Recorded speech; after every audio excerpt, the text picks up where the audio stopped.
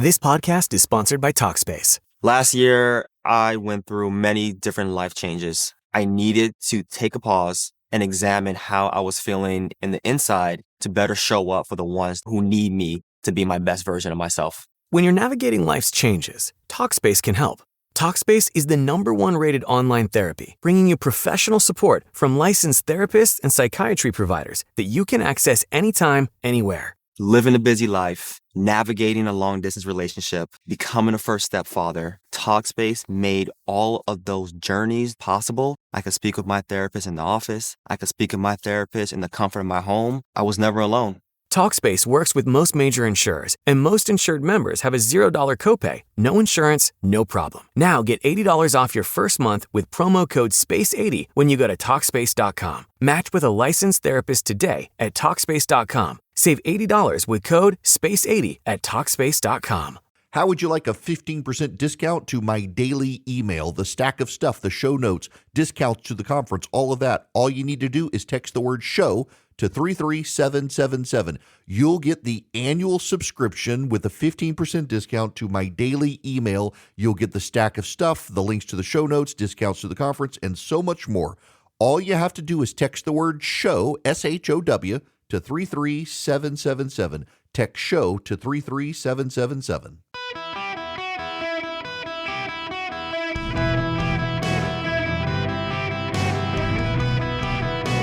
Welcome to the Eric Erickson Show podcast, Hour 1. Hello, America. Welcome. It is Eric Erickson here across the United States. The phone number is 877-973-7425. Should you wish to be on the program, I would be very happy to have you. We've got it is an open line Friday, so let me start there. And I got to tell you, just in all honesty, as we start the show, I am a little discombobulated, and we've been dealing with family stuff this morning. We decided after talking to my kid this morning, we are going to just go on and bring her home. She was willing and ready to have a new day today, and went outside and walked down the sidewalk and had the joy of being called an effing C-word just for walking down the sidewalk by herself in that part of Britain where she is. Not exactly friendly people, and we just, you know what, you're miserable. So that's it. Now, I want to start with the radicalization that is going on right now. And I just got this video. I haven't heard this. We're going to hear this together. One of the things that we are watching happen in this country is radicalization rapidly of the left. The left has decided that all opposition to Donald Trump is legitimate. And this is now, Andy No just put this on social media. This is the Attorney General of Arizona, Chris Mays, during an interview. And let me tell you who the interview is with. This is KFYI and KNST. Garrett Lewis is putting this up. And just listen to this audio from the Arizona Attorney General. Bram, is that we're a stand your ground state. We have one of the most expansive stand your ground laws in the entire country that rivals even Florida. We also have a lot of guns in Arizona. We're a gun culture in this state. And,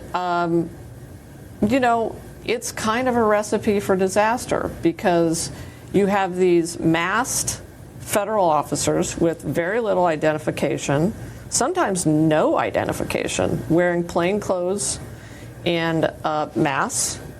And we have a stand your ground law that says that if you reasonably believe that your life is in danger and you're in your house or your car or on your property, that you can defend yourself with lethal force. On your home or your property, you got that? She's essentially telling people you can shoot ICE agents. If you reasonably believe Is it a reasonable belief when you know you've got a deportation order and they identify themselves as ICE? I would argue not. But will the Democrat Attorney General, Chris Mays of Arizona, agree? Will the feds? She is going to get ICE agents killed in Arizona with statements like this.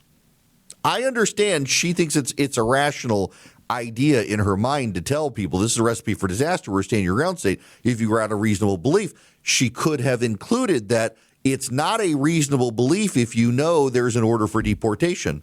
It's not a reasonable belief. And by the way, again, I've got to tell you, and this is really important here, the reason we have what we have and we're doing what we're doing is because progressive states have chosen not to cooperate with ICE. I did an event last night for my buddy Jason Dees at Christ Covenant in Atlanta. It's a great church. Had over 600 young men come to an event. We were talking about Christian nationalism and its definitions and how you live in your community and how you should engage as a Christian. And one of the things that came up last night is the level of just the rush of radicalization that's happening right now.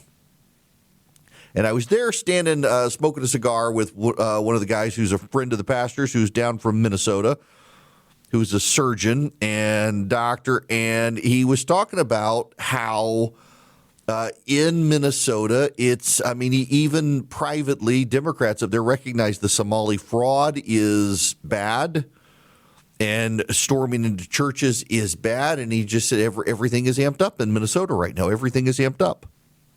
What I found notable is that he was saying, and I'm not going to go into details and names. It was a private conversation, but just that Democrats in Minnesota understand there's a problem.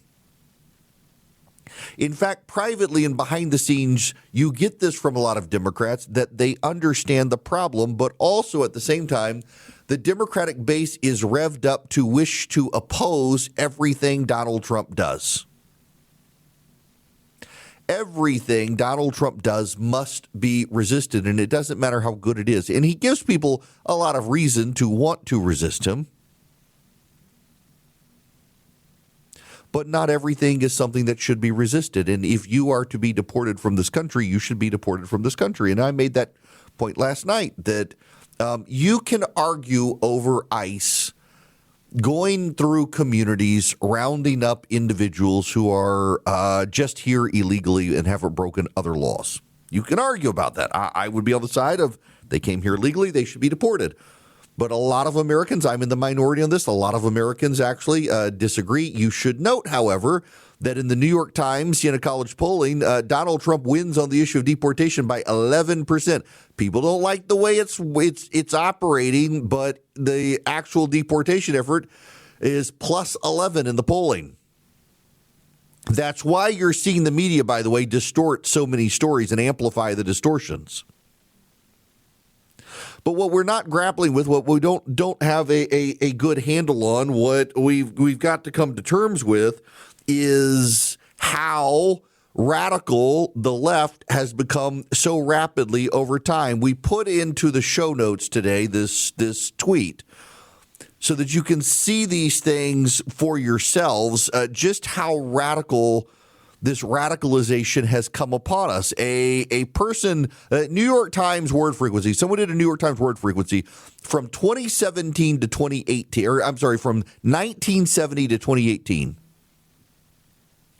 The skyrocketing in the last decade of phrases like misogyny, patriarchy, mansplaining, male privilege, toxic masculinity, women's empowerment, systemic racism, whiteness, white privilege, white nationalism, white supremacy, LGBT, queer, gay rights, gender neutral, transgender, gender identity, gender, Islamophobia, hate speech, implicit bias, inequality, hateful, traumatizing, cultural appropriation, microaggression, marginalization, marginalized, intersectionality, inclusivity, safe space.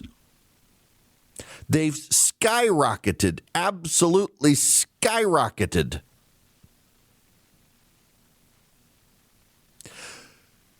One of the things the left has believed is that you control society through language, where you can force people to believe that up is down because they're beaten to within an inch of their life if they disagree. You get people to believe that up is down. When you believe you control the language and you control the rhetoric of the day, you believe that you can control society. You, in the words of so many, subvert the dominant paradigm. That's what the left is doing. And there are people on the right who have embraced it. Now, this is a point that came up last night.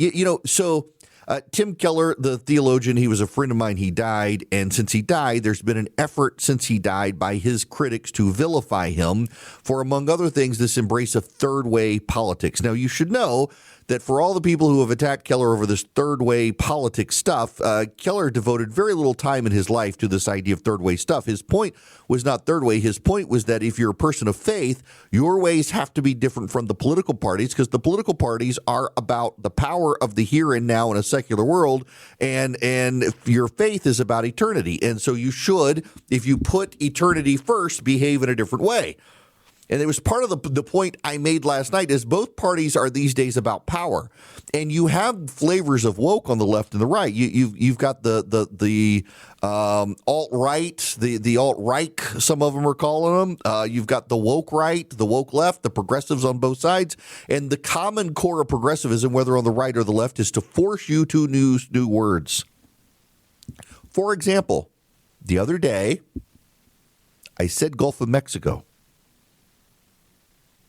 The number of people who emailed and berated me that it's not Gulf of Mexico. You'll forgive me for having lived 49 of my years calling it Gulf of Mexico, and suddenly I am getting berated for calling it what I've called it for 49 years, or since I've been able to speak. There's also Arabian Gulf. It's the Persian Gulf. I grew up on it. I'm not calling it the Arabian Gulf. I had to look up the other day what the Arabian Gulf was. Like, how did I not know there was an Arabian Gulf? Oh, someone changed the name.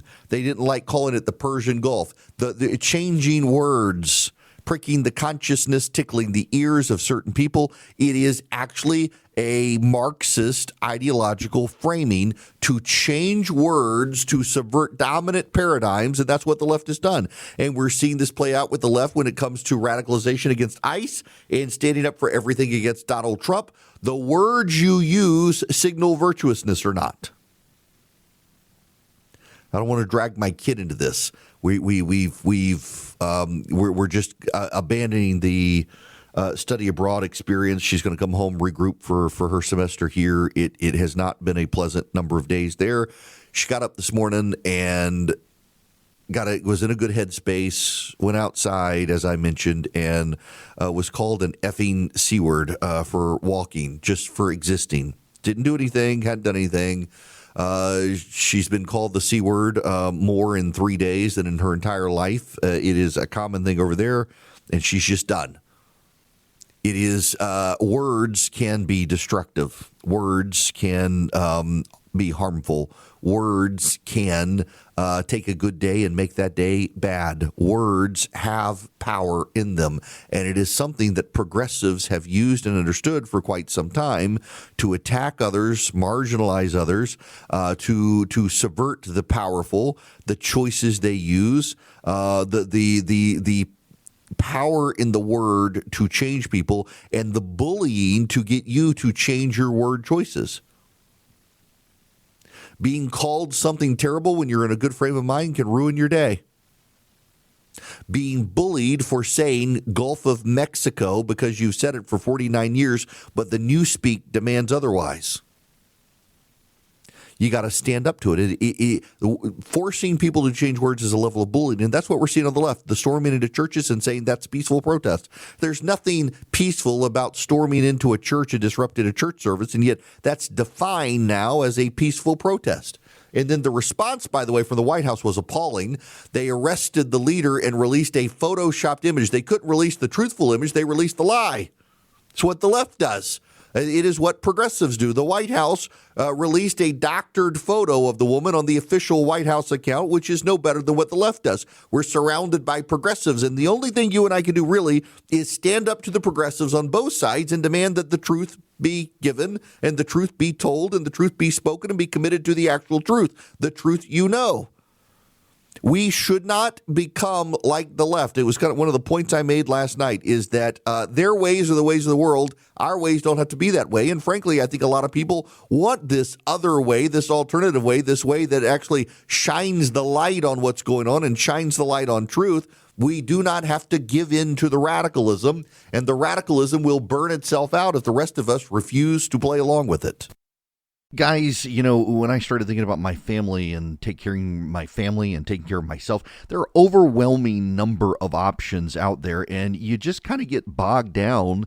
The inertia of being overwhelmed means you may not act. Well, let me tell you about SelectQuote, because for SelectQuote, for over 40 years, they've been helping Americans understand their options to get coverage they need. Over $700 billion in coverage and counting. As a broker, their mission's simple: to find you the right insurance policy at the best price. They can take the guesswork out of finding the right life insurance policy for your family, one that meets your budget. Life insurance is never cheaper than it is today. Get the right life insurance for you, for less, no less. And save more than 50% at SelectQuote.com/Eric, E-R-I-C-K. Save more than 50% on term life insurance at SelectQuote.com/Eric today to get started. That's SelectQuote.com/Eric. Don't get overwhelmed. Get SelectQuote. Hello, it is Eric Erickson here, and the phone number is 877-973-7425. It's an open line Friday today, so We'll let you call in on non-topical stuff, and honestly, today it's kind of it helps me. We're trying to get our kid home. It was a long night last night, and then today just church events and stuff. A little discombobulated today. I apologize. Don't forget you can text Eric, E-R-I-C-K, to 33777. Now, ESPN is reporting that Phillip Rivers, the former Colts quarterback, who is currently at St. Michael Catholic High School in Alabama, he is interviewing today for the Buffalo Bills head coaching job, which would be kind of neat, actually. I'm a big fan of that guy. Goodness gracious, I really him. I wish he could had won a game, but those kids in Alabama love him. The Colts clearly love him, and having him go to the Buffalo Bills as a coach, that would be a fun story to watch that guy. When we come back, we got to really get into this propaganda war that's happening on the left with the media and ICE. I have some very dear friends of mine who have become very, very concerned about ICE and the story of the 4-year-old. And how the 4-year-old was basically captured by ICE, which actually isn't true. The 4-year-old, 5-year-old, there is so much more to the story than what's been out there in the press, and I'm concerned about both ICE's behavior in some cases because they don't always have clean hands. But also a little bit concerned about, the way everything else is going to. We'll get into it. I got to tell you about Renai. My tankless water heater is fantastic. We never run out of hot water, and you won't either. If you go to talkingtankless.com, you can find out more about ditching your water tank for Renai tankless water heater. They're made in the USA, and they will just keep you going, folks. We never run out of hot water in our house, which is just fantastic. You go to talkingtankless.com. It's about the size of a carry-on suitcase with a rollerboard. The water flows through it. It uses gas, heats the water up, gets it nice and hot. And as the water goes through, it keeps getting hot. And as long as you got gas, you got hot water. And you don't have to worry when the power goes out. We've got just like a regular UPC we bought at Best Buy. And it keeps the hot water flowing. And we got a lower power bill because we had electric water tanks. So the power bill has gone down. Multiple people can take a shower at the same time, and you still have hot water, and nobody's hot water runs out. It's just fantastic. TalkingTankless.com is the website. TalkingTankless.com. You get your Renai tankless water heater. You have hot water forever, and you can thank Renai. Made in the USA as well, very reasonably priced, and I love ours. TalkingTankless.com is the website. Ditch your tank. Trade it in for a tankless water heater. You can thank me later, and thank you, Renai, for me always having hot water. So, when I ask, what is Odoo? What comes to mind? Well, Odoo is a bit of everything. Odoo is a suite of business management software that some people say is like fertilizer because of the way it promotes growth. But some people also say Odoo is like a magic beanstalk because it grows with your company and is also magically affordable.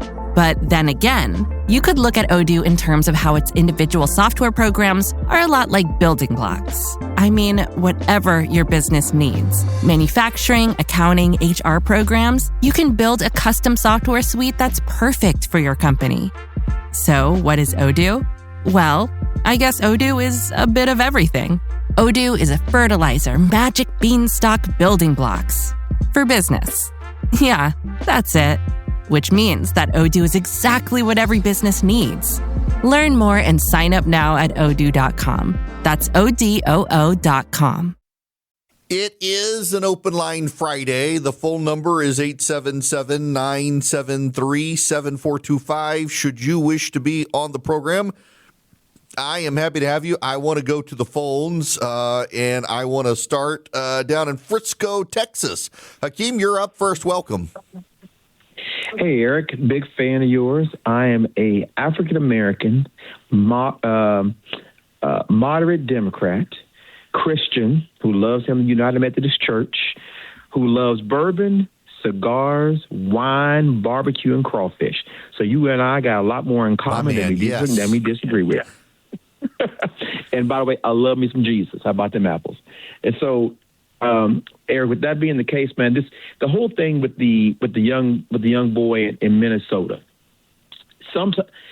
I know there's laws, and I'm all for laws. I disagree with the folks who ambushed the Minnesota church. I wouldn't want nobody to do that at my United Methodist Church here in Dallas. I wouldn't want nobody to barge in and do that, regardless of their political affiliation. But I think sometimes, Eric, and I think you can agree with this, sometimes things are just a bad look.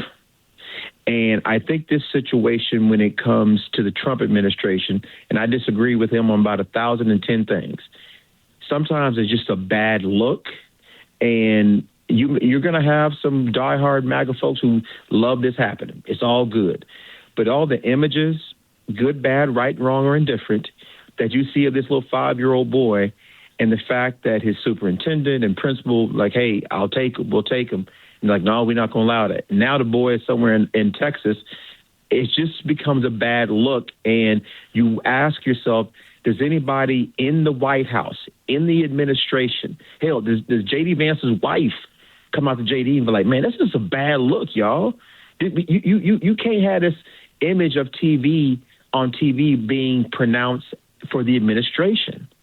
And so that's one of my biggest things. So Hakeem, I'm really, first of all, I'm really glad you're listening, and two, that you called on this, and let me I'm going to leave you here for a second and leave you on the phone while I say this to the audience. Please.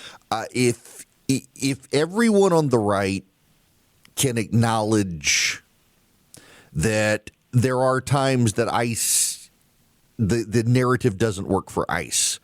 And I say narrative very deliberately because we can disagree on the facts of the situation, but you got to understand that what's happening is also a PR campaign, and this goes to the situation in Minnesota where the public reacted not well to Renee Good, the protester, being shot and killed. And people on the right can say, myself has said, she hit the ICE officer. She had turned her wheel, clearly didn't mean to, but was on ice. She hit him. He shot her.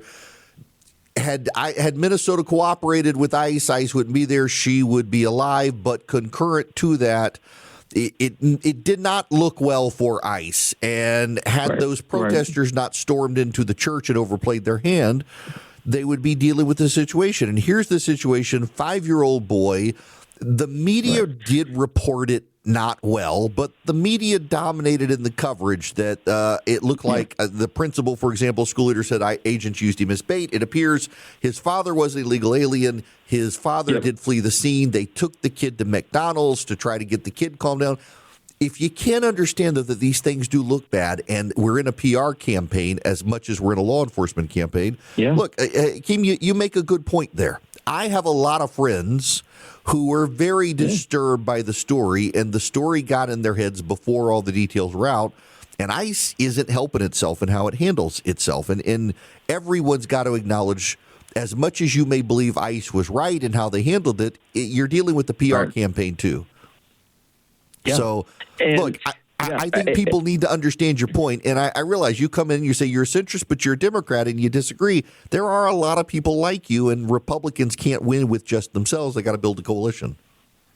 Well, and I think oftentimes we hear, Eric, as well, Trump supporters support that. Well, Trump did not win because of just his supporters. There's only 35 to 40% of those. He had to win over those folks in the middle, those folks who were like, I'm not really feeling Kamala Harris. And yes, I want him to close the border and all that. But I think what's really hurt Republicans is when they continually beat on the drum of, well, that's the mandate. He had a mandate to go and take a 5-year-old, and it doesn't help in the narrative. And as we approach I'm saying all this as I'm not really trying to help the Republicans, but I get it. But at the same time, but Eric, I guess I'm trying to help the Republicans, but at the same time, you cannot honestly think that the propensity of Trump voters who normally don't come out if Trump is not on the ballot, you know this, Eric, better than anybody.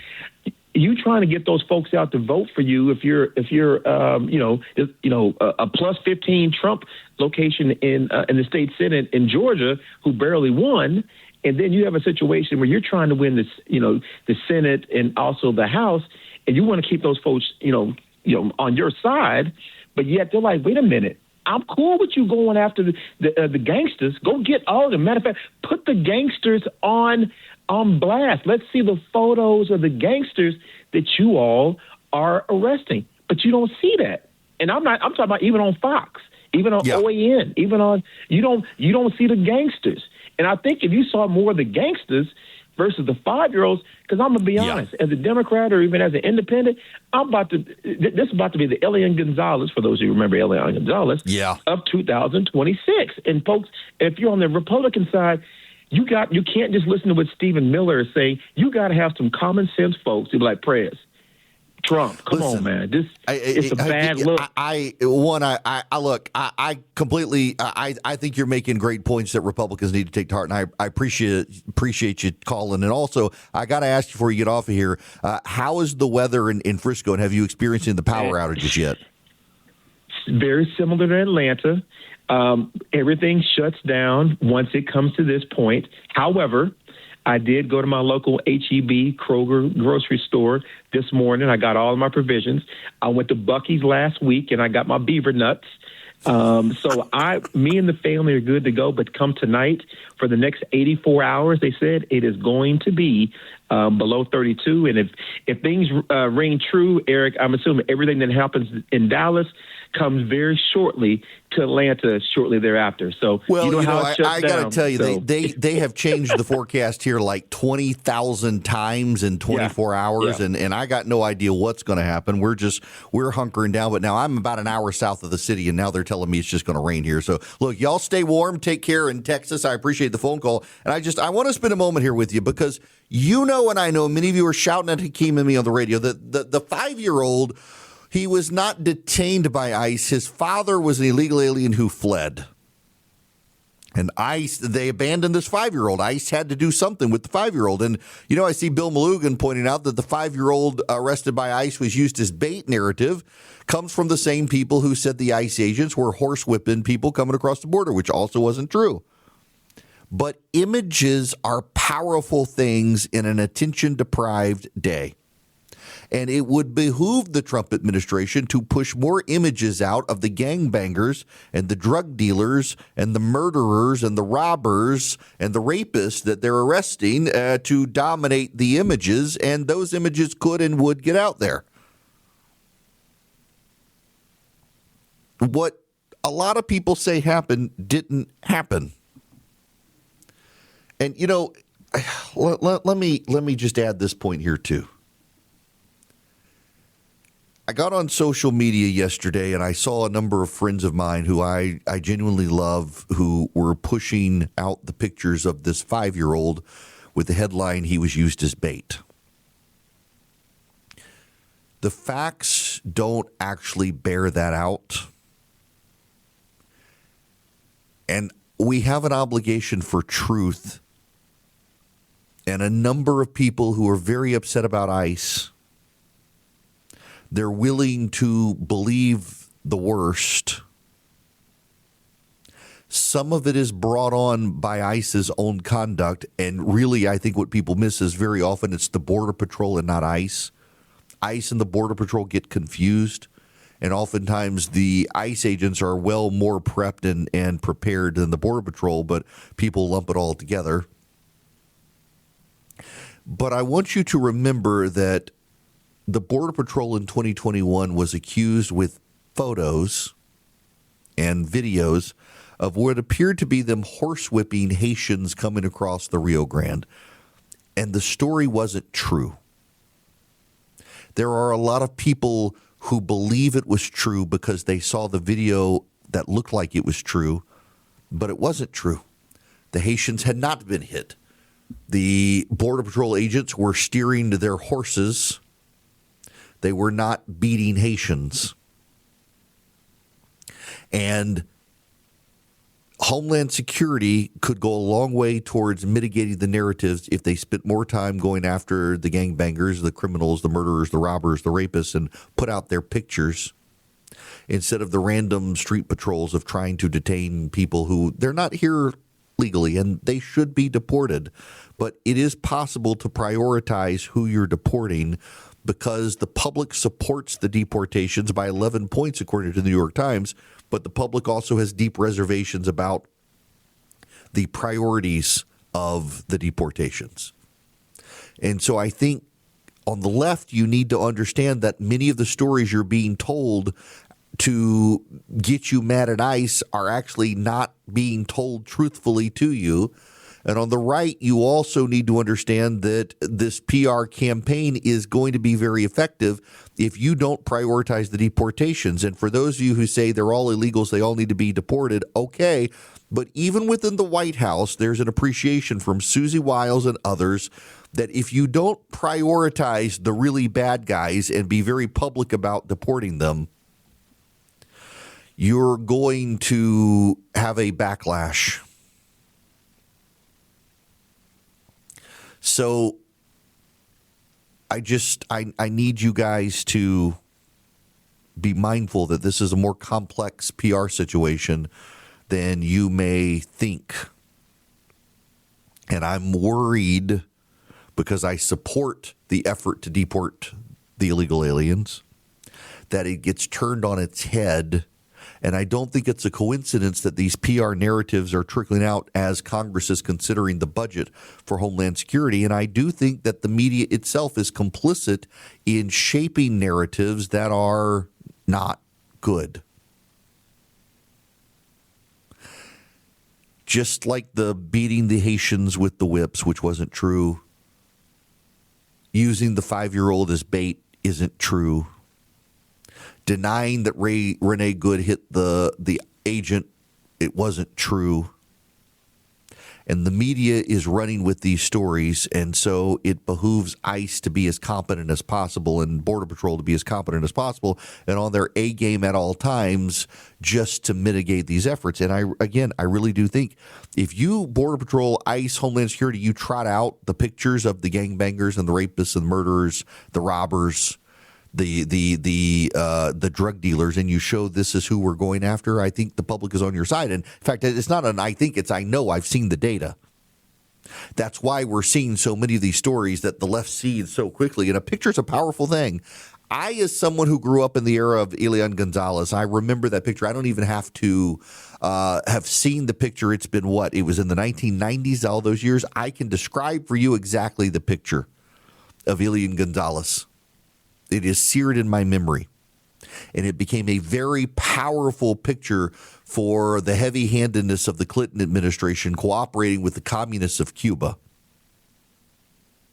Pictures are powerful things, and the left knows this, and you on the right need to know this as well, and find your own pictures to trot out of the monsters who are being deported. And I think that successfully will combat the narrative. I think Hakeem, a Democrat, is absolutely right. You start showing the public the gangbangers, show the pictures of the gangbangers, of the robbers, of the murderers that you're deporting that have been harbored in this country by Democrats. I think the public's on your side if you tell them the story. That's why the Democrats are rushing out there with these distorted stories of these children, because they know how powerful the pictures are. Hello there. Welcome. It is Eric Erickson here, 877-973-7425. Should you wish to be on the program, those of you on the phone, stand by here. I'm going to get to you in the next hour. It's an open line Friday. We will make it happen, but we got other stuff going on as well in the world today. We got just tons of stuff. I want to note real quick on this, the saga of my kid. I feel a little defeated for my kid, to be honest with you, doing study abroad. But you know who I was texting a buddy of mine. He was asking what was this? The being called the C word. It's very common in Britain, and it was the white people. My daughter said it was the Muslim lady was actually the kind person. So many people have so many stereotypes, and one of the things about Britain, it's not that it's a Muslim takeover of Great Britain, though the government there is very sympathetic to and protective of the Muslim population. A lot of it has to do with the secularization. And, you know, Ross Douthat has this great statement of you may not like the Christian right, but wait until you see the post-Christian right. The secularization of everything and the godlessness really changes society. And we're seeing that, for example, on the left in this country, the secularization of the left, where storming into a church is something they think is holy and righteous because they've abandoned what actually it means to be righteous and holy, and they're wrapped into these performative things. So around the country, and the big one was in Philadelphia, Pennsylvania, a bunch of protesters went into shopping locations. Target was a good example of this. They loaded up their shopping carts, they got to the checkout, and then they walked away. So they took the time to go shopping, load up carts, and then walked away. So the staff are going to have to spend their time unloading the carts and putting stuff back on shelves. And that's what we're dealing with in the country right now, is people who they're virtue signaling by performative stunt. And the media plays along with it. Look at all of the ridiculousness right now of the attacks on CBS News for daring to march to the beat of its own drummer and cover the news differently than everyone else. They've been attacked, and it turns out that the ratings are actually great. The ratings have become dominant for CBS News. That they're going up, the most people watching in years. And yet they continue to get attacked by the left because they're not telling the left's narrative. And it's all about the narrative for the left. 877-973-7425. We got a lot to talk about when we come back, including, yes, speed cameras, and not just in Georgia. Some unbelievable data about how speed cameras are being abused around the country. Now, I got to tell you about Vision Computer. They would love to be your computer company. You can call them at 404-COMPUTE anywhere nationwide, and Vision Computer can take over the IT for your company. I was actually talking to a guy last night who does IT for a company, and he kind of is the guy who finds the right people to do stuff and to get stuff off his plate. And I was just thinking, you can take stuff off your plate by going to Vision Computers. You call them at 404-COMPUTER, go to visioncomputers.com, and they can be your managed IT service, and they don't use AI chatbots. They use real people, so you call them. You can get somebody on the phone in 15 seconds or less to answer your phone calls and answer your questions and make your employees productive. You save money, your employees get productive. Vision takes care of your computers. It's a win-win all around. 404-COMPUTE or visioncomputers.com. Let Vision Computers take care of you. Keep you productive and online. 404-COMPUTE, visioncomputers.com. Tell them I sent you.